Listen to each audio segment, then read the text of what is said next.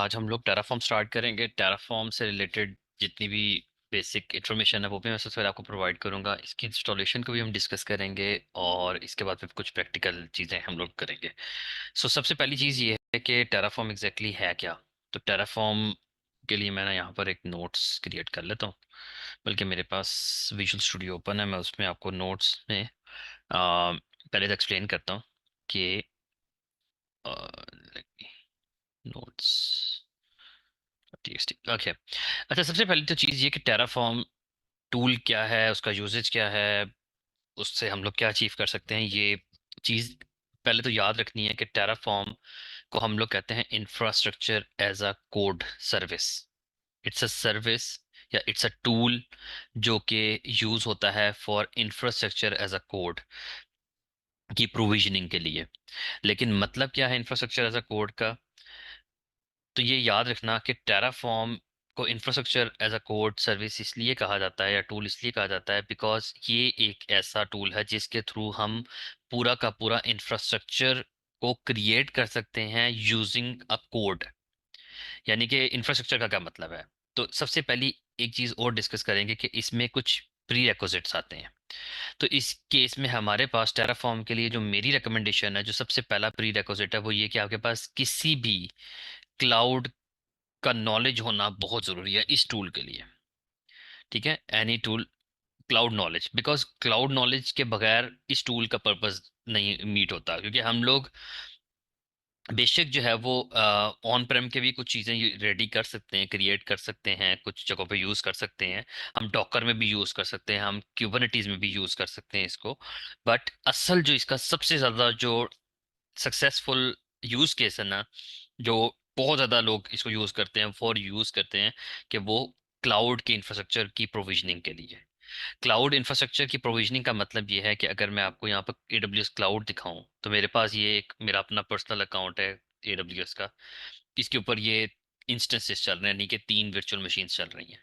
अब इन virtual machines को create करना, तो मैं कैसे क्रिएट करता हूँ? मैं इसको लॉन्च इंस्टा से क्रिएट करता हूँ।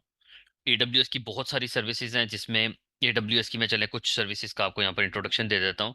कि लाइक के मेरे पास AWS क्लाउड के ऊपर एक सर्विस है AWS EC2। इसका मतलब है कि मुझे अगर AWS के ऊपर कंप्यूट रिसोर्सेज क्रिएट करने हैं, तो मैं यूज करूंगा AWS EC2। इसी तरह AWS की एक और सर्विस का नाम है AWS S3। इसका मतलब ये है कि अगर मुझे AWS क्लाउड के ऊपर ऑब्जेक्ट लेवल स्टोरेज क्रिएट करनी है फ्रॉम, इसके लिए बड़े मैं शॉर्टली एक्सप्लेन करता हूँ, फ्रॉम 1 बाइट, 1 बिट बल्कि कह लो या 1 बाइट कह लो, 1 बाइट टू अनलिमिटेड। वैसे तो एक लिमिट है इसकी, लेकिन हम इसको अनलिमिटेड ही कंज्यूम करते हैं, क्योंकि वो लिमिट्स भी ब्रीच हो जाती हैं। वो लिमिट्स भी हम एक्सटेंड करवा सकते हैं, अपना कोड कोड जो इसका कोटा एक होता है उसको हम इंक्रीज करा सकते हैं। तो बात ये कि ये AWS की एक सर्विस है ऑब्जेक्ट लेवल स्टोरेज की।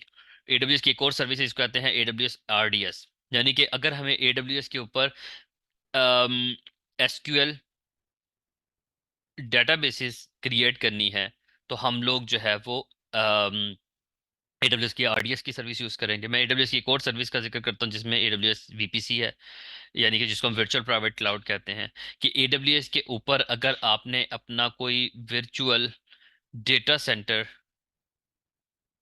या आपने कह सकते हैं कि वर्चुअल नेटवर्क क्रिएट करना है। वैसे तो वर्चुअल डेटा सेंटर का मतलब भी होता है कि जब डेटा सेंटर की बात आएगी तो डेटा सेंटर के अंदर जो पूरा नेटवर्क होता है, जिस तरह हम डिफाइन करते हैं कि पब्लिक सबनेट होगा, प्राइवेट सबनेट होगा, कहाँ से ट्रैफिक इन होगी, कैसे आउट होगी, कितनी फायरवॉल्स लगेंगी, कहाँ पर लगेंगी, ये सारी चीज़ें हम लोग अपने क्लाउड के अंदर भी क्रिएट कर सकते हैं, ताकि हम अपना प्राइवेट डेटा सेंटर, क्लाउड के अंदर एक प्राइवेट डेटा सेंटर भी क्रिएट कर सकते हैं, जिसमें हमारी मर्जी का नेटवर्क होगा, हमारी मर्जी की उसमें IP एड्रेसेस और सारा कुछ होगा। तो ये एक सर्विस है। मैं 2-3 और सर्विसेज का जिक्र कर लेता हूँ। एक AWS की सर्विस, इसका नाम है Route 53। AWS की ये वो सर्विस है जिसमें DNS सर्विस है, और DNS की जो क्या नाम है कन्फिगरेशंस हैं, या DNS के कि डोमेन्स क्रिएट करना, उनकी सब डोमेन्स क्रिएट करना और उनको डीएनएस को मैनेज करना इंटरनली एंड एक्सटर्नली, जो भी हमारी क्या नाम है डीएनएस लेवल की है ट्रैफिक, वो हम इससे मैनेज करते हैं इस सर्विस से। एडब्ल्यूएस की एक और सर्विस का जिक्र कर लेते हैं, AWS क्लाउड फ्रंट का जिक्र कर लेते हैं। ये AWS की कैशिंग सर्विस है। कैशिंग सर्विस का मतलब है कि एज लोकेशंस को यूज करके ये हमारी कह सकते हैं वेब की ट्रैफिक को जो है वो कैश करके क्विकली यूजर्स तक पहुंचाने के लिए ये सर्विस यूज होती है। मेरे पास, मेरे ख्याल से मुझे भी तकरीबन अराउंड 50+ सर्विसेज का नॉलेज है AWS की, जिनको मैंने यूज भी किया हुआ है। तो मैं अगर बताने बैठूं तो मेरे ख्याल से पूरा सेशन भी इसमें निकल जाए।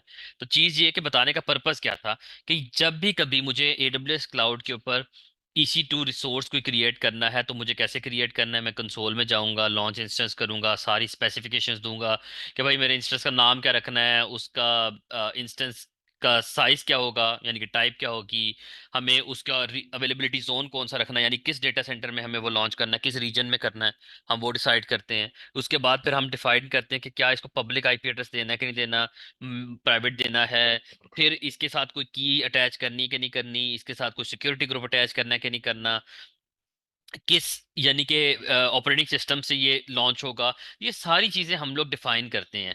तो ये सारा कुछ हमें करने के लिए क्या करना पड़ता है, यहाँ पर कंसोल में जाते हैं, क्लिक क्लिक करके सारा कुछ करते हैं। अगर आप मुझे कल फिर कहो कि सर एक और इंस्टेंस क्रिएट करना है, या मेरी ऑफिस में मुझे ये कहा जाए कि कल एक और क्रिएट करना है, परसों एक और क्रिएट करना है, डेली एक एक क्रिएट करने हैं, तो फिर यानी कि एक टाइम आएगा मैं कहूंगा यार ये बड़ा बोरिंग प्रोसेस है, कि यार मैं वही सारा कुछ करता जा रहा हूँ जो मुझे क्या नाम है क्या नाम है बार बार मैं करना करना पड़ रहा है। तो इसका एक बेस्ट वे ये होता है कि हम इस सारे प्रोसेस को कोड में कन्वर्ट कर लें, कि हमारा एक कोड जब हम एग्जीक्यूट करें तो वो हमारे बिहाफ के ऊपर सारे वो काम परफॉर्म करे जो हम मैन्युअली कर रहे थे। तो इस चीज को हम क्या कहते हैं कि हम अपने इंफ्रास्ट्रक्चर की जो चेंजेस हैं उसको एक कोड के थ्रू मैनेज करना चाह रहे हैं, कि हमारा कोड जो है वो पूरा हमारा इंफ्रास्ट्रक्चर मैनेज करे। इसके अलावा मैंने एक और सर्विस की बात की जिसमें अभी AWS S3 की बात की। अब S3 की जो AWS की सर्विस है, ये इट्स वेरी सिंपल सर्विस, कि जहां पर हमें सिर्फ एक S3 बकेट का नाम देना है और वो हमारे बिहाफ के ऊपर एक पूरी स्टोरेज क्रिएट कर देगा। उसके अंदर हम जितना अमाउंट का डेटा रखना चाहे रख सकते हैं। यानी कि अगर मैं यहाँ पर जाता हूँ, यहाँ पर बहुत सारी बकेट्स बनी हुई हैं, अगर मैं यहाँ पर क्रिएट बकेट पर क्लिक करूँ, वो मुझे पूछता है कि रीजन कौन सा करना है, नाम बता दो। अगर मैं रीजन नहीं सिलेक्ट करता, यानी कि चेंज नहीं करता, तो वो यानी कि जो भी इसका एक कोई भी डिफॉल्ट रीजन आप यूज करते रहे हो जहां पर आपका EC2 चल रहा है, या जहां से आप स्विच कर रहे हो, वो खुद ही ऑटोमेटिकली पिक करके वो आपका नाम यानी बकेट का नाम लेगा और आप उसको इनिशिएट कर दोगे। हालांकि इसमें बहुत सारी और भी ऑप्शंस हैं, कि आपको इसकी बकेट की ACL सेट करनी है, एक्सेस कंट्रोल लिस्ट सेट करनी है, इसको पब्लिक करना है कि प्राइवेट करना है बकेट को, क्या इसके ऊपर वर्जनिंग इनेबल करनी है कि नहीं करनी, इसके ऊपर कोई इंक्रिप्शन इनेबल करनी कि नहीं करनी, इसकी कोई की जो है वो बकेट की सेट करनी कि नहीं करनी। तो बात ये कि ये वो सारी चीजें जो कि आपको नॉलेज मिलेगा किसी क्लाउड को पढ़ने के बाद। तो इसीलिए मैंने यहाँ पर सबसे पहली बात ये लिखी है कि ये एक प्री रेक्विजिट है मेरे नज़र में, कि अगर आपको टेराफॉर्म पढ़ना है या आपको इंफ्रास्ट्रक्चर एज अ कोड पढ़ना है, तो उसके लिए आपके पास एटलीस्ट किसी क्लाउड का नॉलेज होना चाहिए। अब मैंने एक और वर्ड यहाँ यूज किया कि किसी क्लाउड का।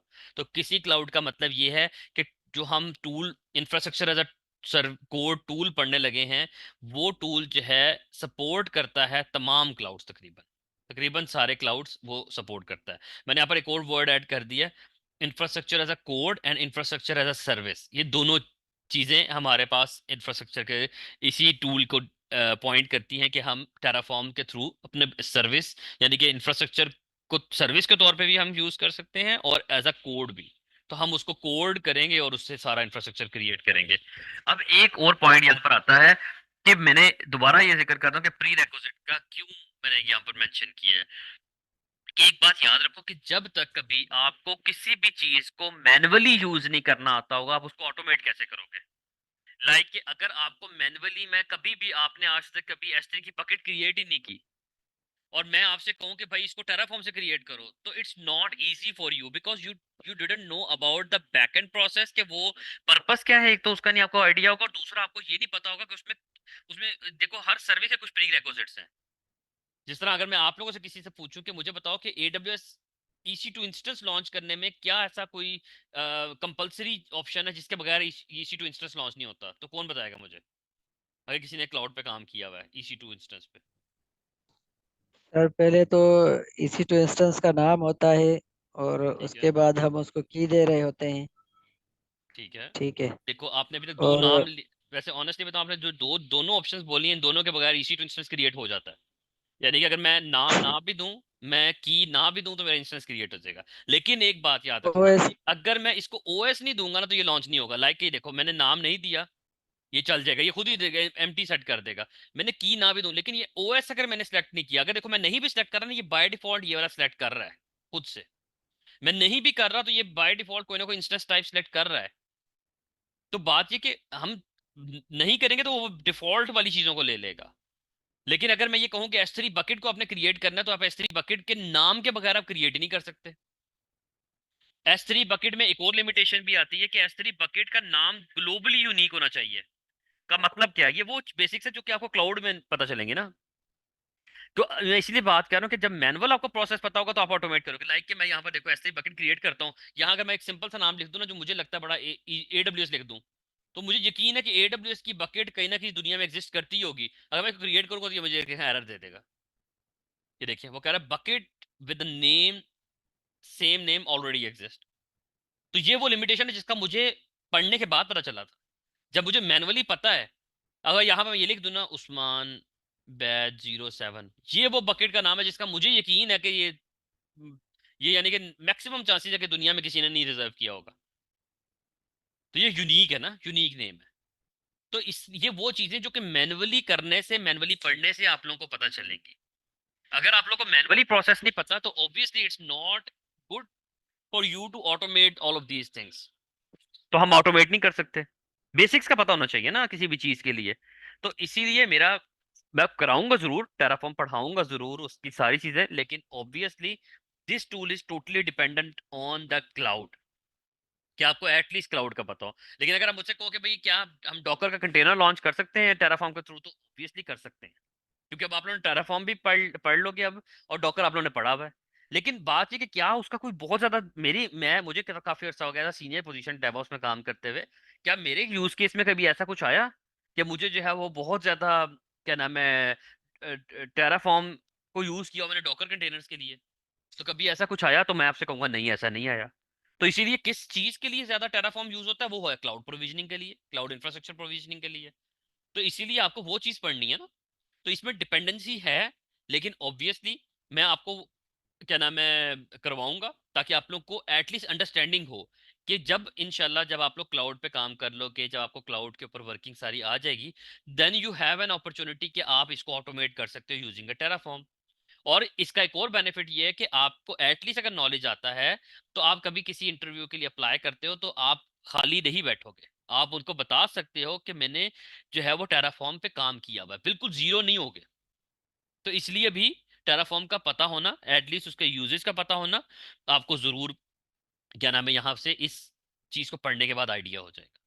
ठीक है। तो बात अब ये है कि जितने भी ये रिसोर्सेज मैंने यहाँ पर डिफाइन किए हैं, इनकी कुछ ना कुछ प्री रिक्विजिट, इनकी भी कुछ कंपलसरी ऑप्शंस हैं कि हमें कुछ इंपॉर्टेंट ऑप्शंस के बगैर ये नहीं जाने देगा, नहीं क्रिएट करने देगा आपको।